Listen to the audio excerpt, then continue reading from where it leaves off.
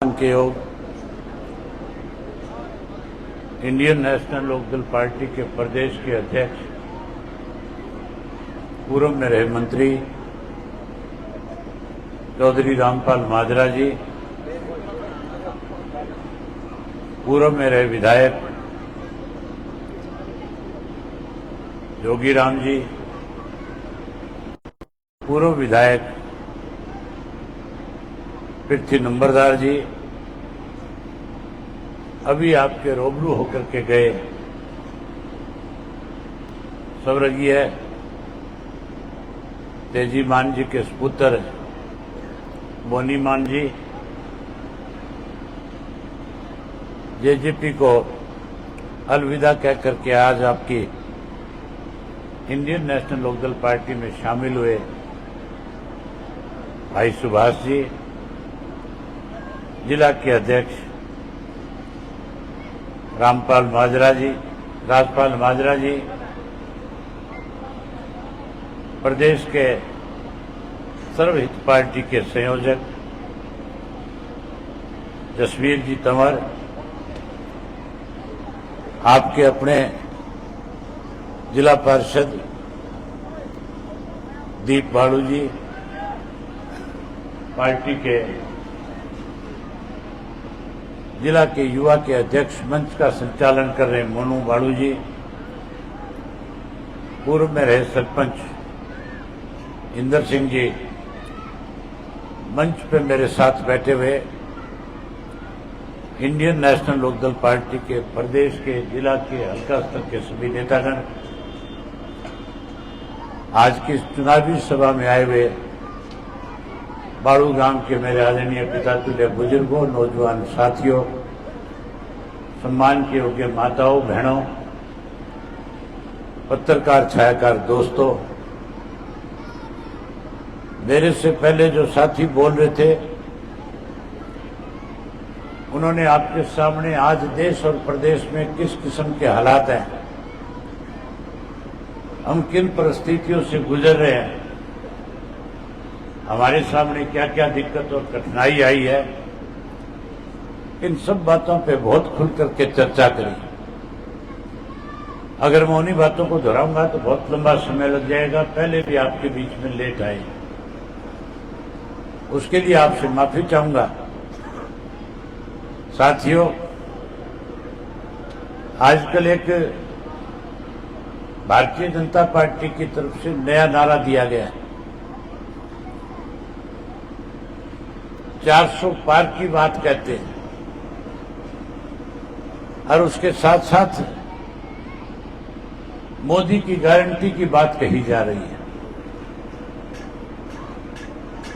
हर रोज अखबारों में, टेलीविजन में, सोशल मीडिया के ऊपर मोदी की गारंटी के नाम पे करोड़ों करोड़ों रुपया खर्च किया जा रहा है। लोगों को कैसे बरगलाया जाए, लोगों में कैसे गलतफहमी पैदा की जाए,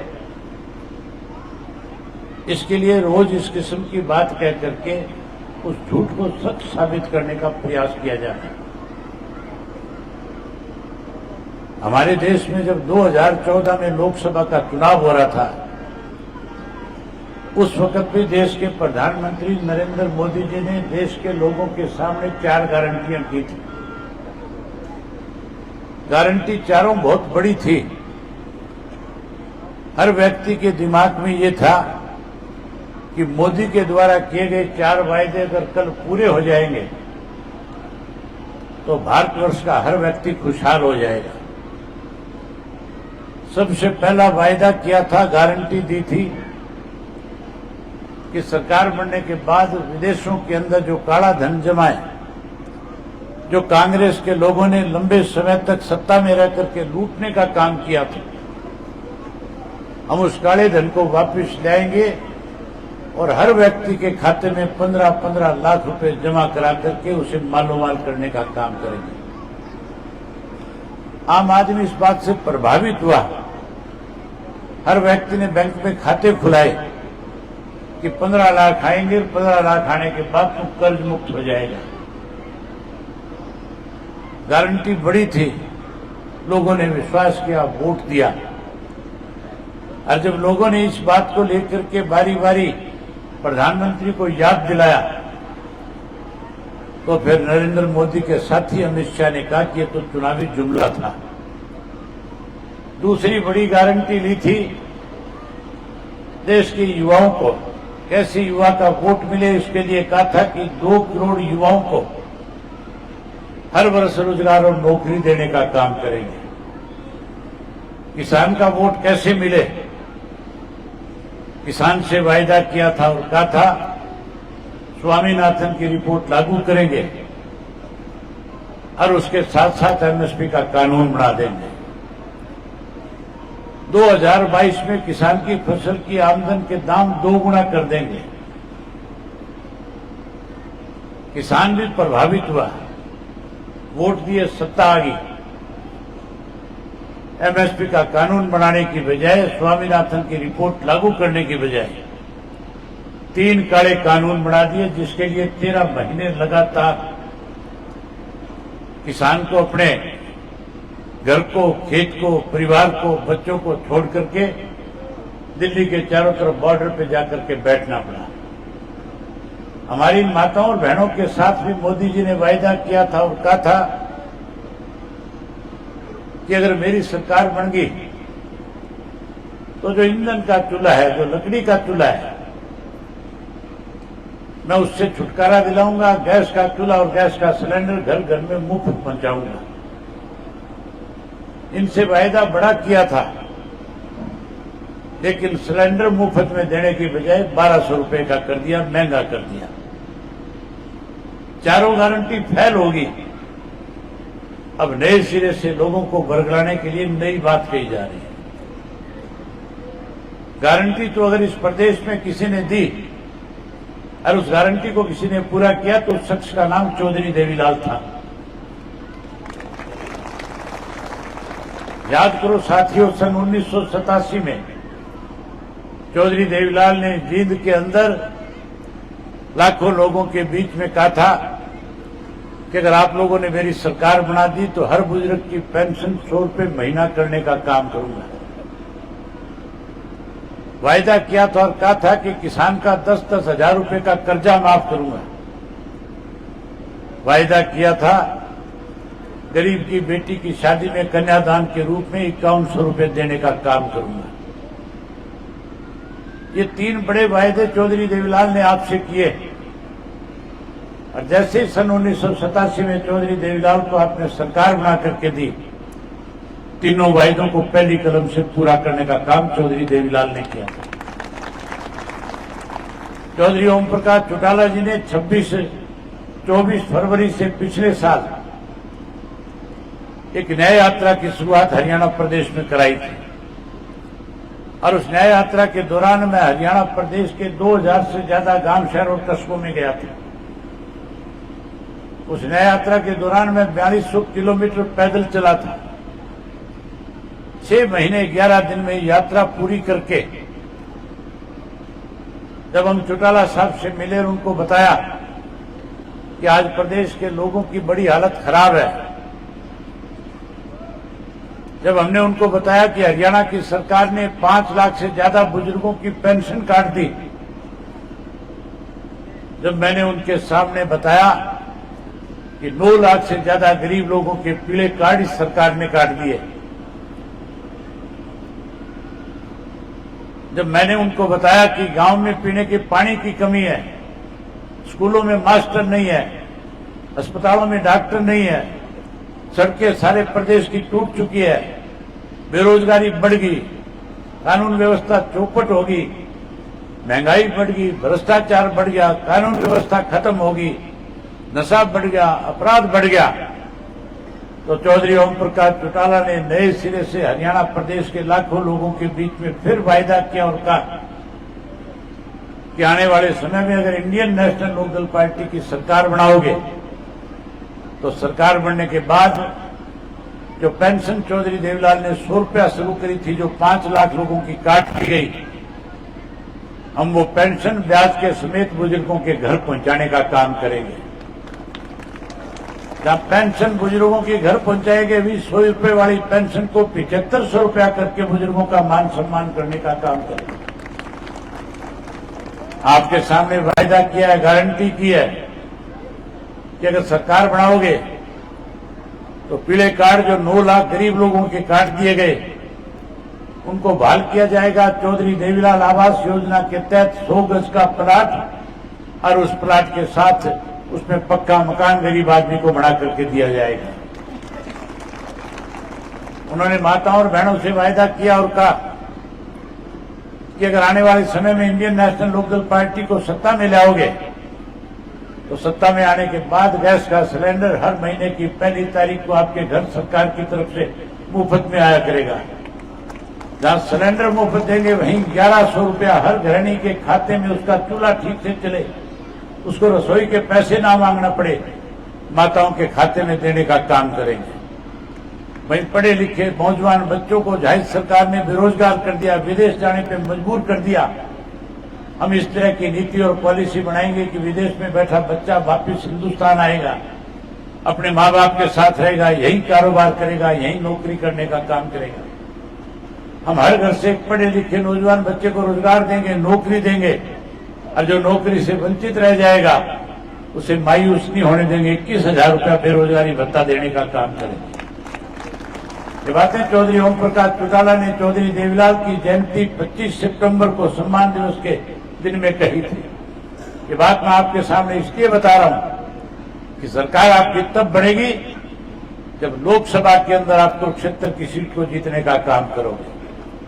ये सरकार आपकी तब बनेगी जब सरसा से लोकसभा का इंडियन नेशनल लोकदल पार्टी का प्रत्याशी चुनाव जीत करके आएगा। आज मैं हरियाणा प्रदेश के 8 लोकसभा क्षेत्रों में होकर के आया हूं, जहां पार्टी के कार्यकर्ताओं से मिलकर के आया हूं, वहां आम लोगों से भी मिलने का काम किया है।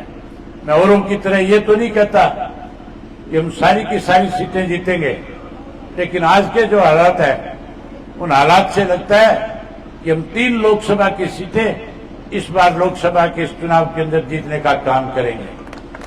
जहां 3 जीतोगे वहीं जीतने के बाद साथियों आने वाले समय में इंडियन नेशनल लोकदल पार्टी की सरकार बनने से कोई रोक नहीं सकता।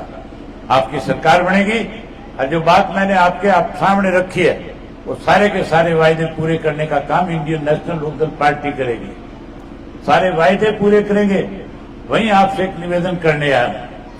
मेरे से पहले जो बोलने वाले साथी थे उन्होंने खुल के बताया कि मेरे सामने लड़ने वाले जो लोग हैं, जो चुनाव लड़ रहे हैं, चाहे वो आम आदमी पार्टी का है और चाहे वो कोई भारतीय जनता पार्टी का है, उन लोगों का कभी आपसे कोई सरोकार नहीं रहा, कभी आपके साथ उनका कोई वास्ता नहीं रहा।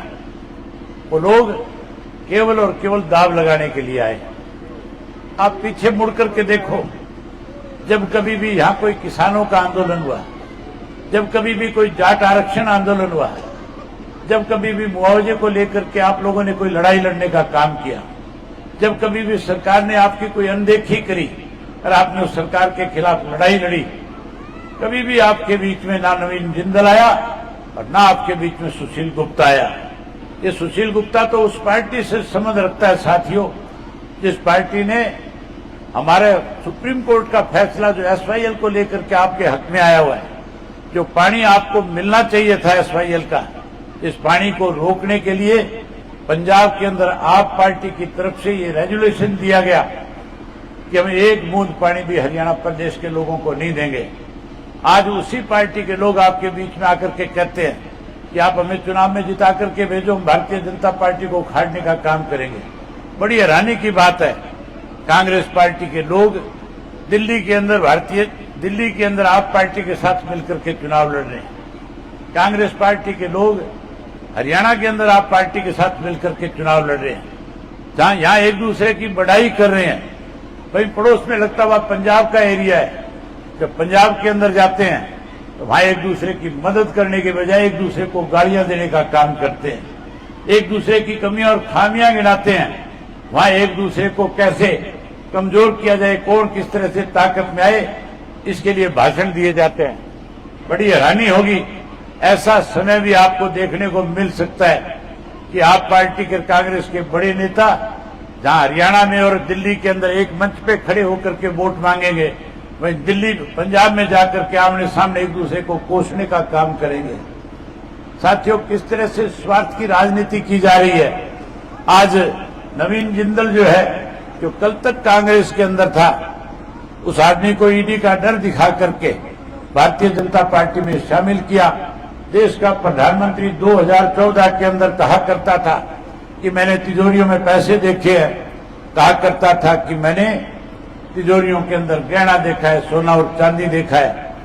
लेकिन एक ऐसी तिजोरी भी है इस देश के अंदर, नवीन जिंदल की तरफ इशारा करके कह रहा था कि इसकी तिजोरी में 40 करोड़ का कोयला पड़ा है, ये कोयले का दलाल है, इसने कोयले की खादान से चोरी करने का काम किया है।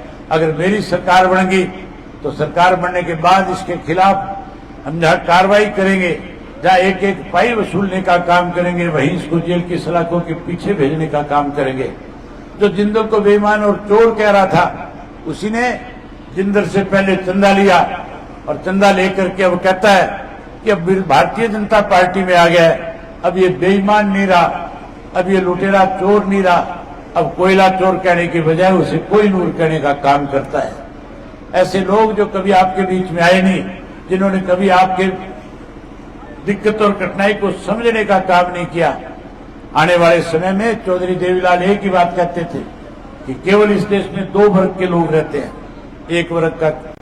एक वर्ग लुटेरों का है और दूसरा वर्ग जो है कमेरा वर्ग है। आज लड़ाई जो है कमेरे और लुटेरों के बीच में है। मेरे बताने और कहने की जरूरत नहीं है कि किस तरह से चौधरी देवीलाल ने हमेशा, चाहे वो सत्ता में थे चाहे वो सत्ता से बाहर थे, कैसे किसान की मदद की जाए, कैसे कमजोर वर्ग के लोगों को राजनीतिक तौर पर मजबूत बनाया जाए, कैसे मजदूर और किसान को ऊपर उठाया जाए। उन्होंने हमेशा मध्यम वर्ग के लोगों की मदद करने का काम किया। वहीं चौधरी ओम प्रकाश चौटाला ने सत्ता में रहते हुए हमेशा किसान को ताकत देने की काम किया। चाहे हम विपक्ष में थे तो जहां के सत्ता में बैठे लोग किसान को कमजोर करने का प्रयास कर रहे थे, हमने उनके साथ खड़े होकर के उनके साथ न्याय कराने का काम किया। जहां मेरी जिम्मेवारी पार्टी ने लगाई, मैंने जब कभी भी किसान की सरकार ने अनदेखी करने की कोशिश करी, सारे अपने जरूरी काम छोड़ करके उस किसान के साथ न्याय हो उसके लिए उसका साथ आकर के खड़ा होकर के उनकी लड़ाई को लड़ने का काम किया। आज साथियों, मेरे सामने चुनाव लड़ने वाले बहुत बड़े लोग हैं, बहुत पैसे वाले हैं, बड़े धनवान लोग हैं, ये लुटेरे वर्ग के लोग हैं। ये आपका वोट लूट करके कहीं ना कहीं इस देश को लूटना चाहते हैं। फैसला आपने करना है कि लुटेरों को चुन करके भेजना है या फिर आपके बीच में रह करके आपकी सेवा करने वाले को भेजना है। मैं उम्मीद करूंगा कि इस चुनाव में एक एक वोट आप Indian national party Lokdal party के चुनाव निशान ऐनक के बटन पे दबा करके, और जहां इंडियन नेशनल लोकदल पार्टी को ताकत देंगे, वहीं चौधरी देवीलाल की नीतियों को नए सिरे से इस प्रदेश में लागू कराने में बड़ी भूमिका निभाने का काम करोगे। यही बात आपको कहने आया था। आप सबने मेरी बात सुनी। आप सबका बहुत धन्यवाद। जय हिंद, जय हरियाणा।